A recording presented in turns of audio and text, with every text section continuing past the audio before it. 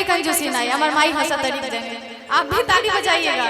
और इधर भी अगर हम आप लोग का आवाज सुन रहे हैं तो आप लोग भी हमारा आवाज सुनिएगा कि नहीं सुनिएगा? ताली बजे नू सब लोग को ताली बजाना है। चलिए जल्दी।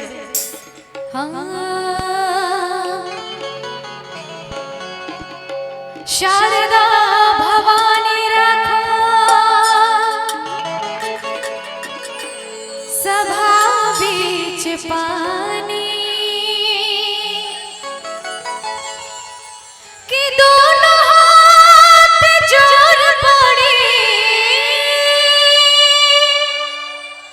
पैया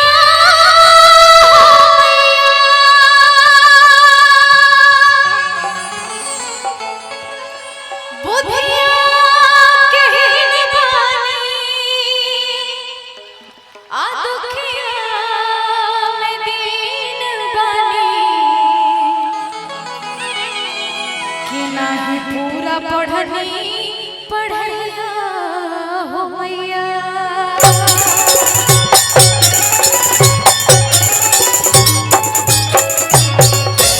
क्या बात है। एक बार जरा हमारे म्यूजिशियन टीम के लिए ताली बजा दीजिए आप लोग सभी लोग।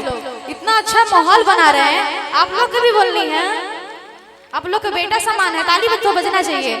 हाँ सब लोग हाथ प्रेम से ऊपर करिए, सब लोग का हाथ ऊपर होना चाहिए। जय काली जय काली जय काली माँ, जय काली थामे वाली जय काली माँ। अगर काली जी का गाना है तो काली जैसा रूप दिखना चाहिए हमको, नहीं तो हम नीचे उतरेंगे सबका हाथ ऊपर करवा के ताली बजवाएंगे। हम करी साधना, हम करी आराधना, करी साधना करी आराधना, वंदे विभाग वाले थामे वाली माँ।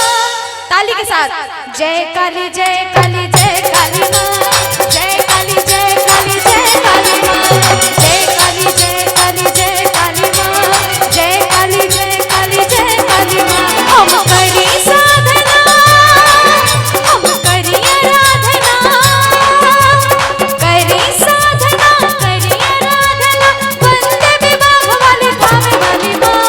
जय काली जय काली जय काली माँ, जय काली जय काली जय काली माँ, जय काली जय काली जय काली माँ, जय काली थामे वाली जय काली माँ। ताली ताली ताली ताली नहीं रुकना चाहिए।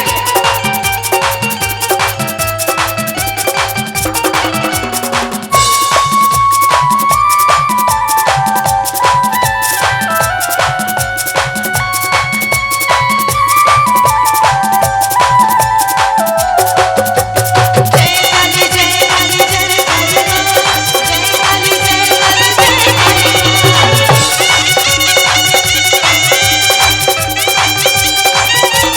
भैया भैया भैया, अरे रहसो के पुकार सुनी चली अली माई, राजा मनन सिंह के रहे काल घिरी आयल।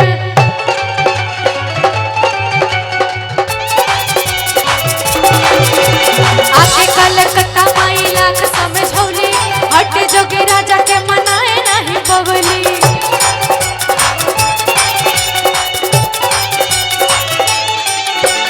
रसू की पुकार सुनी चली अली माई, राजा मनन सिंह के रहे काल घिरी आई। आके कलकत्ता माई लाख समझौली, हटे जोगे राजा के मनाए नहीं पवली। रहल कठिन समैया, केहू बुझे नहीं भैया। बस हमके देख के ताली बजी, ऐसे ना बजी। ताली में कंजूसी कर रही है। देखिए दुर्गा जी के गाना बा, काली जी के गाना बा, दुर्गा माई हमसे कंजूसी करत है, नीमन नहीं खाई। सब लोग के ताली बजाएगा। माना लो भैरव बाबा, हमारे लोग को बतिया छोड़ दीजिए, आप लोग ताली बजाइए ना जी। इनका बात छोड़ दीजिए। रहल कठिन समय केहू बुझे नहीं भैया, बन गई थामे वाली माँ।